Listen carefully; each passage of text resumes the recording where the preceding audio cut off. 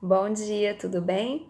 Hoje nós iniciamos os estudos da unidade 4 do nosso livro de História, sobre a escrita na Antiguidade.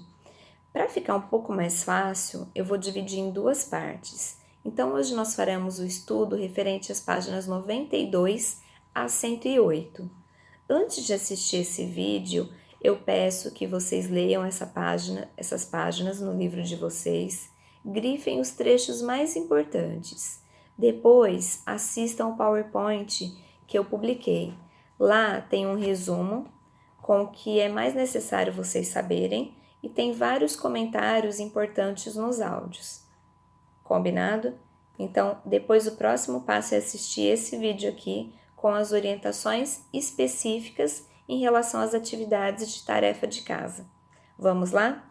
Na página 101, vocês têm dois exercícios para responder. O primeiro diz o seguinte: quais eram os conhecimentos necessários para se tornar um escriba na Mesopotâmia?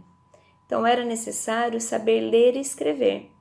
Lembrando vocês que a leitura e escrita era um privilégio reservado a poucos na antiguidade. Era um status quem sabia ler e escrever. 2. Para formar escribas, os sumérios criaram escolas. Como era o dia a dia das crianças e dos jovens que as frequentavam? Essas crianças entravam na escola aos 6 anos de idade e se formavam apenas aos 18. Lá, elas aprendiam as diversas línguas faladas na Mesopotâmia e também aprendiam sobre matemática, história, religião e estudavam um pouco sobre contratos comerciais. Na página 102, Você é o historiador, tem um texto, uma transcrição de uma fonte histórica, um documento escrito por um rei, né? Então, uma carta antiga escrita.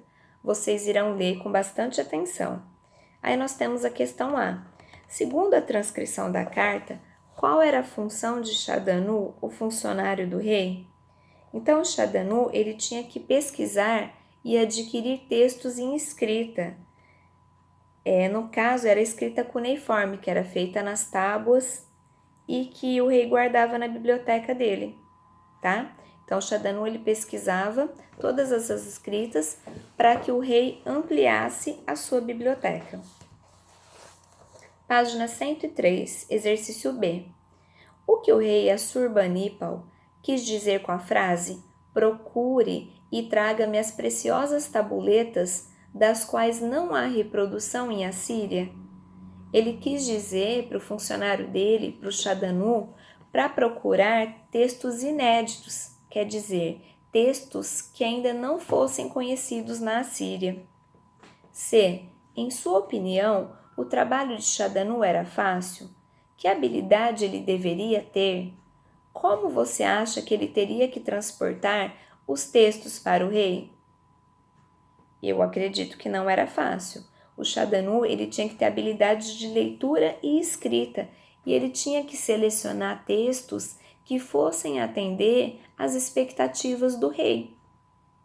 Em relação ao transporte, nós temos que pensar que esses textos eram escritos em placas de argila, então era necessário ter muito cuidado no momento do transporte para não danificar essas placas.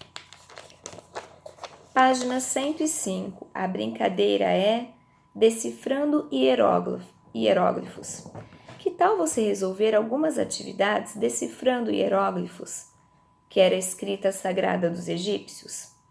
Destaque a ficha do material complementar da página 227 e leia as frases abaixo, traduzindo corretamente as palavras que as completam, mas que estão em hieróglifos. Então, vocês irão lá na página 227, irão recortar e aqui vocês vão vendo cada imagem a qual letra ela se associa. E irão traduzir aqui as atividades, certo? Vamos lá.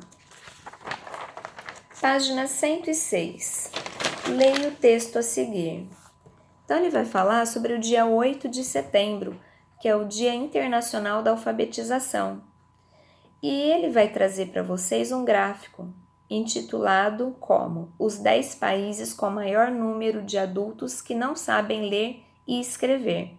Então, nós temos em primeiro lugar a Índia, segundo a China, terceiro o Paquistão, quarto o Bangladesh, quinto Nigéria, 6 Etiópia, sétimo Egito, oitavo Brasil, nono Indonésia e 10º República Democrática do Congo. Então, vocês irão ler o enunciado com atenção e observar esse gráfico. Com base nas informações do gráfico, reflita, converse com seus colegas e responda as perguntas a seguir. Então, nós não estamos juntos na sala de aula, mas nós vamos conversar um pouquinho sobre esse gráfico. A perguntinha A. Na antiguidade, apenas uma pequena parcela da população dominava a escrita. E hoje, o que o texto e os dados do gráfico desta página revelam? Então, quer dizer, na antiguidade, a escrita era um privilégio reservado a poucos.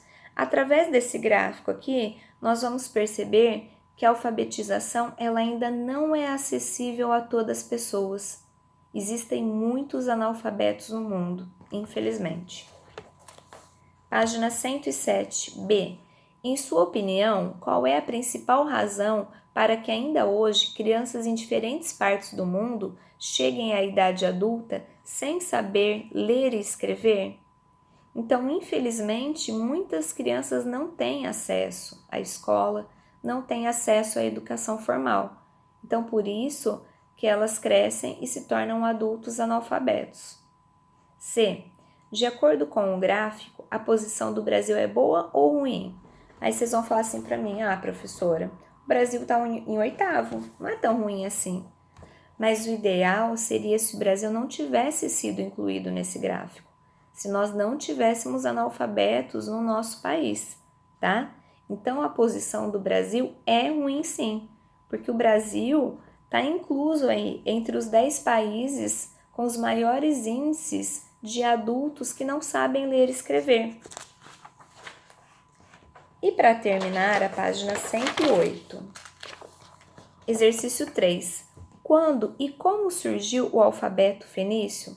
Então, ele surgiu no ano de 1300 a.C.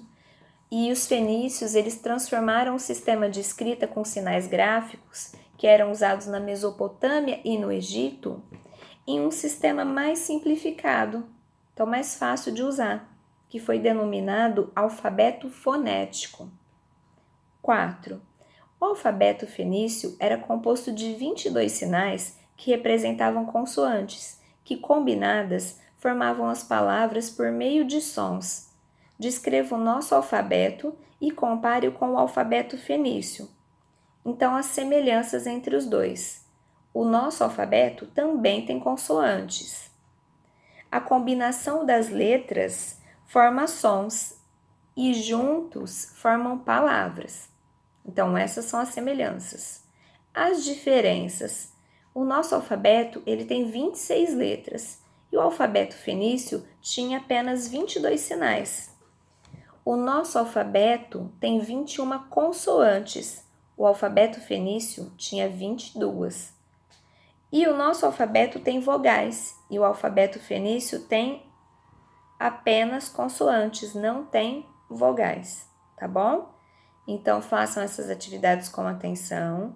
Independentemente desses comentários hoje, na próxima aula eu vou disponibilizar a correção por escrito e comentada, combinado? Um beijo para vocês, bons estudos.